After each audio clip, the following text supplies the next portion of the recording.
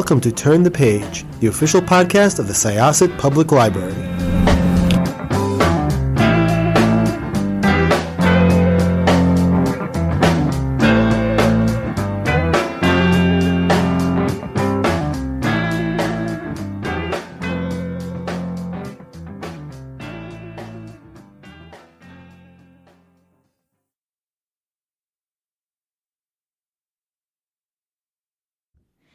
Okay, this is Turn the Page podcast at Syosset Public Library with Stacey and Evelyn. And with our guest speaker, you could go, Lisa.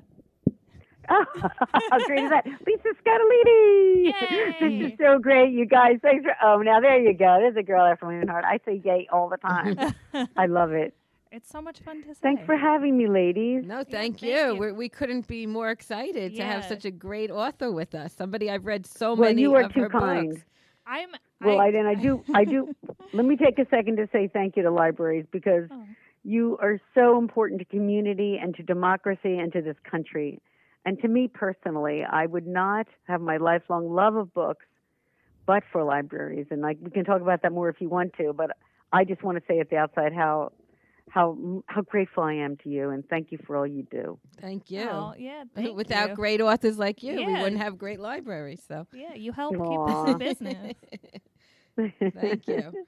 So Lisa's new book, we want to talk coming out about Tuesday. that Stacey and I both read and loved, called Yeah. Someone. Oh, thank you. Yay! I know. I'm really happy because I wrote a review on Goodreads, and I wrote a review because I just recently joined the Edelweiss Advanced Reader Pre-Pub stuff. Right. So I copied my review a little bit. So I have to say thank you to your people for sending us this. But I had actually never read a full book of yours, sitting down one sitting, because I've read your nonfiction with your daughter a lot on my own. And then we also read to a nursing home, and they love your stories. Right, we both bring them. Aw. We bring your Yeah. books all the time and read them to them. The nonfiction ones. And so I was like, oh my God, this is the first time I've actually sat and read one of her books, and I loved it. I couldn't put it down. I was like, I need to Well, now thank read you all of them. Oh, you're too nice. Thank you so much for that. I know you guys are busy, so I really, really appreciate it. Yeah, we both. I mean, thank you very much for that. And I'm just looking at it now because I read it Yeah. online, so I didn't actually see the book. I love the cover too. It shows Isn't the that neighborhood. pretty? It's really It a is. great looking cover. Thank you. I really did love it too. I mean, I just think, look, these things are so hard. I try to be an expert on what's in between the pages. I do the sentence.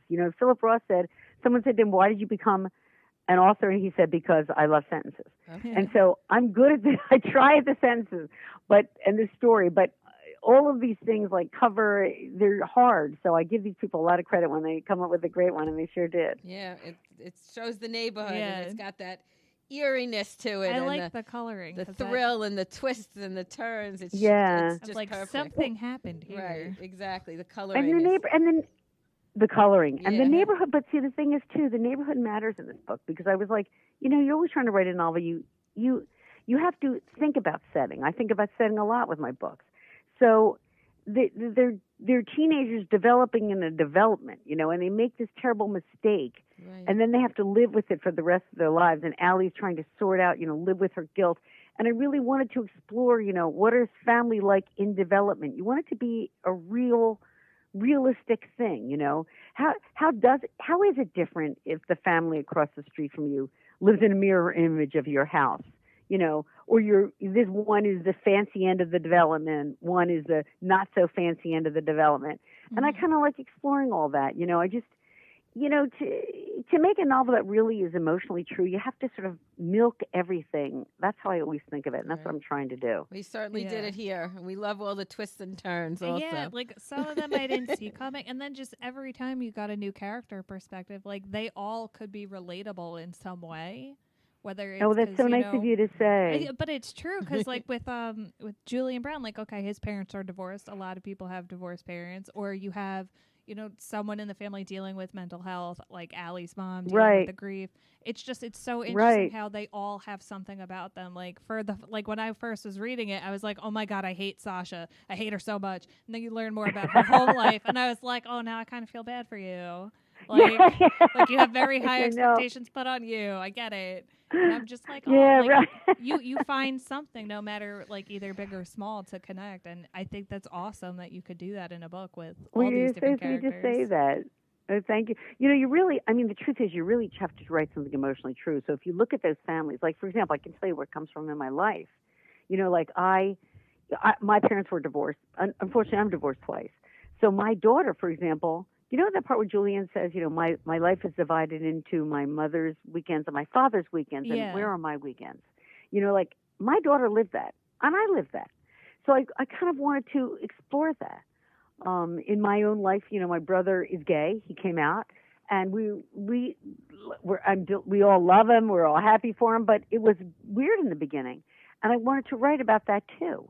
Mm-hmm. So you have to sort of, and I know families who have children who are seriously ill or disabled, and I know how that can change a family, particularly if you're the one who's, you know, the little sister who's a little bit overlooked, but who loves her, right? Like, so I really want, look, you're always trying to make something really, really realistic, and to do that, as you guys know, it has to be emotionally true and resonant.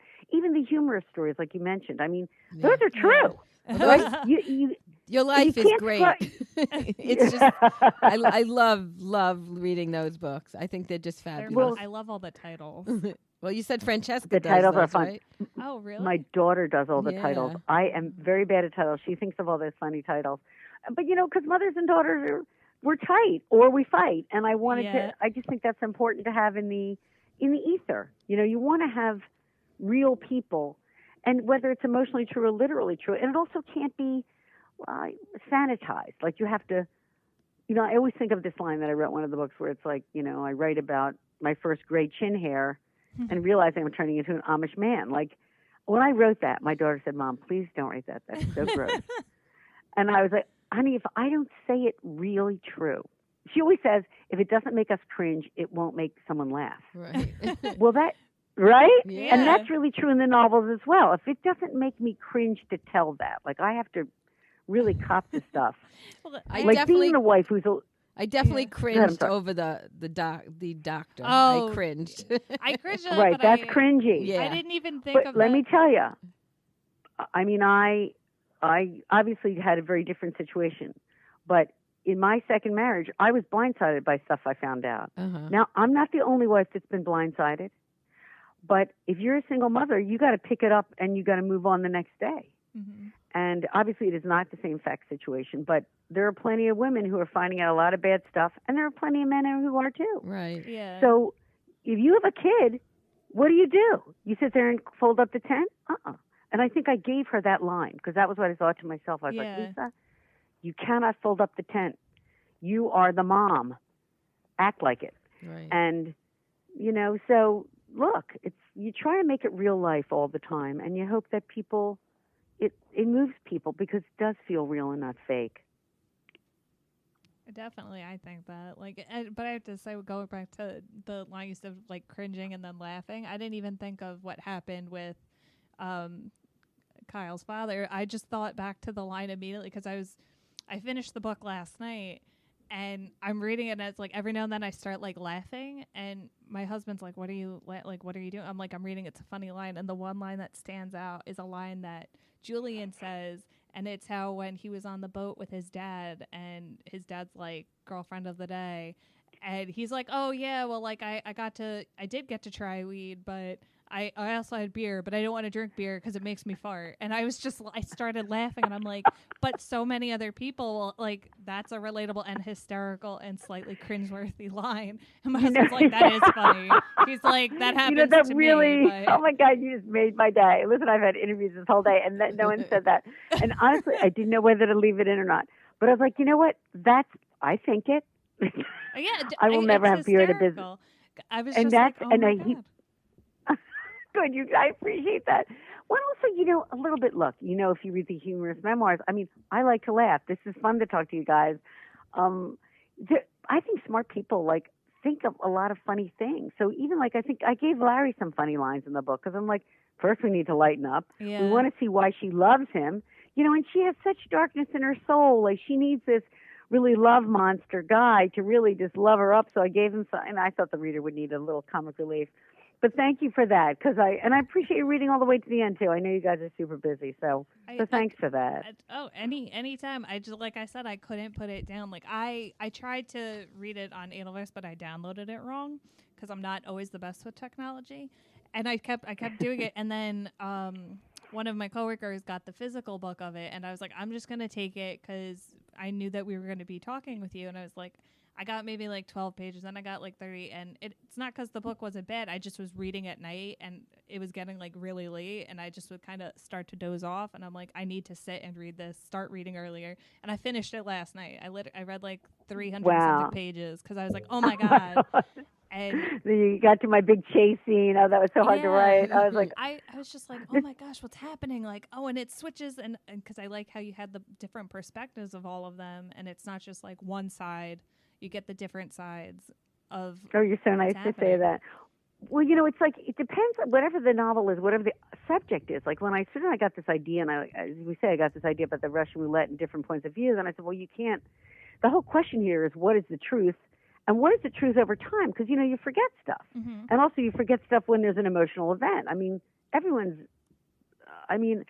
I've had that experience in my life, and. So I was like, well, then you have to tell it in different points of view. And then when I got to the chase scene, this is when you wish we had an outline. Like, I'm like, wow, okay, you better figure this out. You put everybody in the woods and hope to hell this resolves. And happily, there is a God, and he looks after authors who don't outline. That's what I decided. Did you know the ending before you went in, or as you No, write? I didn't. No. I never know the ending. Oh, wow. The ending was a big surprise. And that's happened to me before, although I must say this was the biggest surprise. And I was like, I could totally believe that would happen. I talked to a shrink about it. I said, and she said yes, and I've had 10 years of therapy, so that's why I'm so mentally healthy, as you can tell. You probably going, oh my God, she's so mentally healthy. Yeah. But you sort of, because it's a psychological thriller too, Yes, and you also want to absolutely. explore the other people. Like what's up with these other kids, and how do they react? Are they in denial? Are they self-medicating? Are they sociopathic? Like you say about Sasha. I mean, look, I had a Sasha in my school, and what is a mean girl like? They're not just mean. They're not born mean. How do they get mean? Yeah. And what's it like to be the pretty one? I have no clue. Me neither. But none of us do. None of us that are any fun do. But it's interesting vis-a-vis like this scandal now with the the cheating scandal, and you see with the getting into the. And these beautiful girls on Instagram, and you're like, you're kind of Sasha. Like I was like a little bit that girl who is entitled and privileged, but also spoiled and cheating. And how much did she know? And you go, your parents aren't doing you any favors. And I felt bad for them at the same time I was angry. Mm-hmm. Like that's where I was really trying to get to in this book. I just you fleshed them out so well, because it's not just like 2 or 3 characters in this story. You have the 4 teens, you have Kyle, you have some of their parents, and you really get to see like this world they're living in that neighborhood. And I'm just like, the description you have of the houses, I was just like, oh my God, I can envision this community. Like you're so nice to say that. I was like, I want. I know, because all of it. I know. I want the upgrade. Yeah. And I appreciate you saying that, because you really have to. I research everything, obviously. So, but it's hard to rationalize, especially because I have I have a word. I want to write 2,000 words a day. So when I remember researching this book and just going and sitting in a couple of developments near me, because that sort of happened around me. Like I'm in a farmhouse and there's a lot of developments, and there's no town anymore, and no one goes into the town. And I just sat in a couple of them and just go, like walk around a little. Who notices who you are? Who notices that you're a stranger? What's the clubhouse like? And of course, there's so much detail, you can't put it all in. Yeah. But you hope that you get I want to say flavor. You can set that so that, because it's a thing. It is a real thing. And I wanted to use the setting to inform these characters. It definitely worked. Yeah. And I just want to let you know, I have a homebound patron that I gave her every 15 minutes on CD to listen to, and she called me. She called me today to say how much she loved it.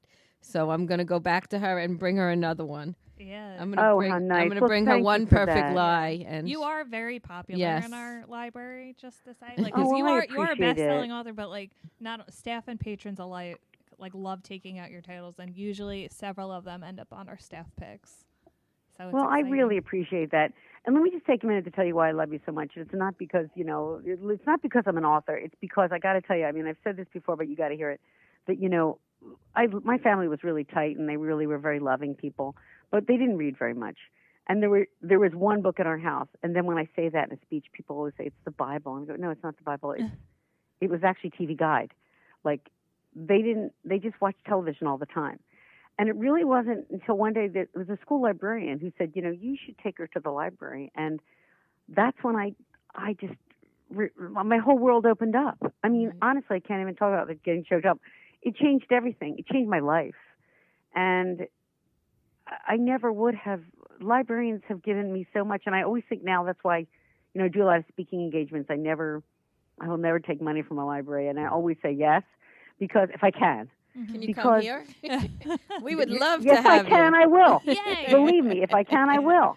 And I'm always there in not as myself, honestly, but in a representative capacity, because I know that, even in wonderful communities, you don't know what goes on behind closed doors, and you don't know how kids are either nurtured or not by their parents. And there's people walking through your threshold now that, you're the salvation for. Like, I was that kid. Mm-hmm. So it's really, really true. And I want you to know that, what you're doing for people like me and for your community, it's really a gift. And it's a gift to all of us. So I hope you know that. And here, look at you, like, bringing things to homebound people. I mean, it's lovely and it's amazing. And I want you to know that it's never in vain, and it's always appreciated. I appreciate you, and everyone does. Everyone does. I'm like partially glad you're not here in person because I feel my face getting really red right now. And I'm already teary, and you're going to go, wow, that she might be crazy. We thought she would be nice, so but she's not. But really, when your daughter was young, did you take her to the library all the time? Absolutely, Good, absolutely. Yeah. Oh my God! And just sit in the corner, and they always have like a beanbag thing, and just read the books and. Look, she's an author now. I mean, right. I want to hear about her book. Tell us about her. Oh book. My God, she's the best. She's so fun. She's got a book deal now. She went to Harvard. She was a valedictorian, all because of books, all of it. And we were broke for so long. You have no idea. And it was all salvation at the library. That's why I love you guys so much, and I really want you to know it. I mean, thank you. So when's her book coming out? We look forward to that. I hope next spring. It's called Ghosts of Harvard, and it's all about it's all about a. When she was at Harvard, sadly, there was someone there who committed suicide, and she got to know his sister who came, and it's really about, it's a psychological portrait of a family.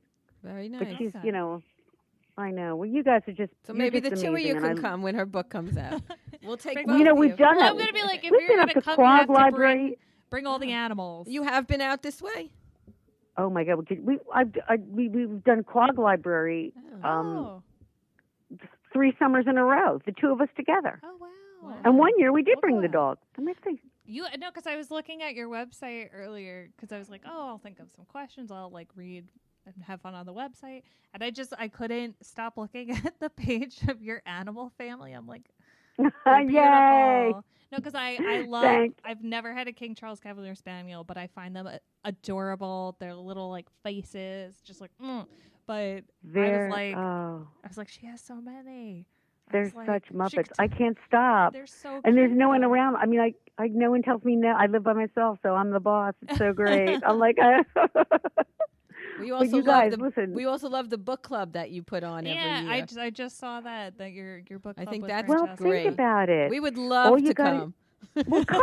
All you got to do, look, you probably have a book club that meets at the library. We do. We do. All right. So what you do, and listen, you go on the website, you'll see the instructions, but here's I'm going to give you the fast track. So they have to buy the book. Everybody has to buy the book. That's fair. Yeah. Or they can read it in the library, but they have to hold up a copy of the book. Right. And send the picture. Send it the first week because does the audio book places count? Go really. Yes, absolutely. Okay. So does the ebook. Okay. Oh. And just send the picture right away, and you get to come. But I'm going to tell you something. you guys just put in that it's you, and I will remember, and you will get to come. Okay. We will make space for you. Lisa. Yeah, we would love But that. tons of people come from all over the country, and you're not even that far. And you make a whole day of it. There's tons of cheap hotels all around. And it's the Brandywine Valley. You go see the Wyeths. It's a hoot. Ooh. You just love it. It's a lot of librarians come. It's nice a lot of them. It's very nice that you do that. I think that's Yeah. wonderful. Because, like, Well, you know, we started out with a... Oh, what'd you say, baby? No, you could go. You could go.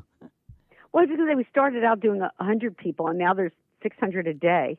Wow. But it's a farm, and there's plenty of room, and it's really fun. And it's all free.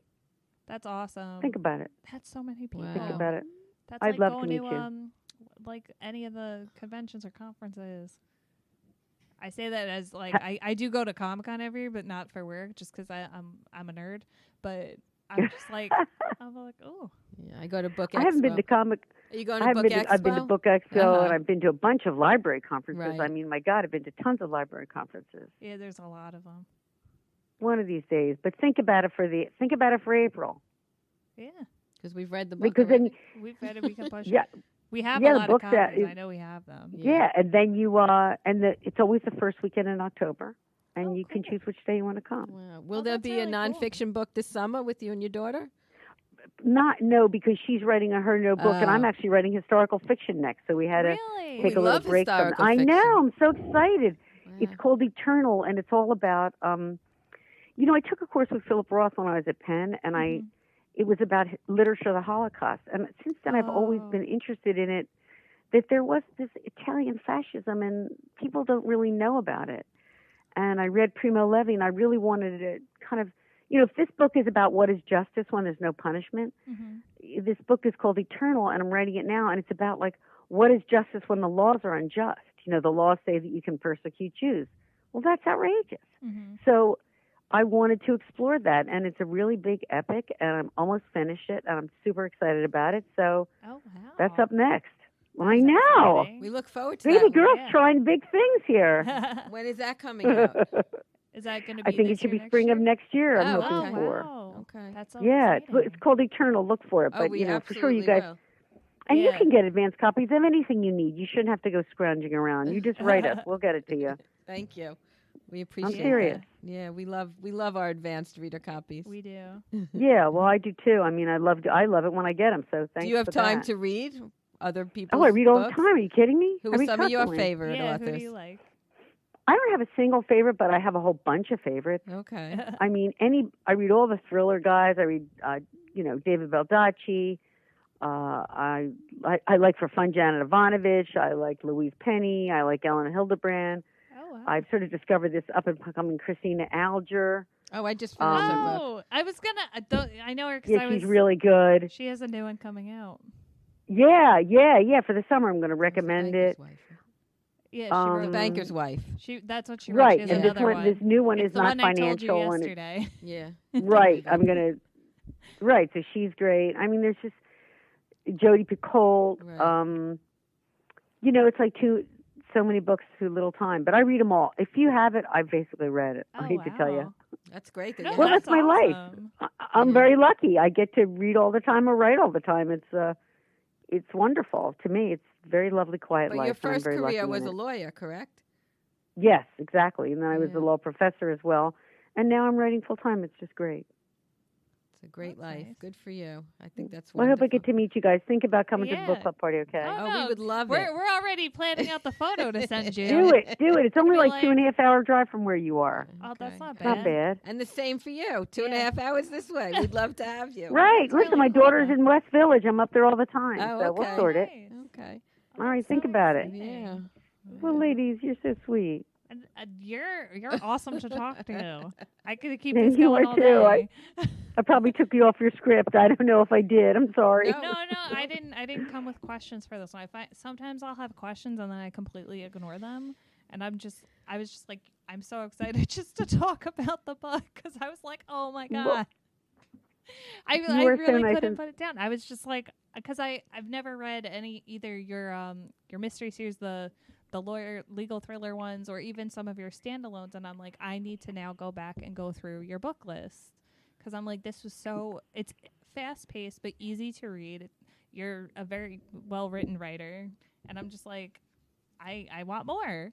So I got well, that is music to my ears. Because that's what you try to do. You're trying to tell a really fast-paced story, but it's still, the writing has to be there, the characterization has to be there, and the story has to be there. You can't sacrifice anything.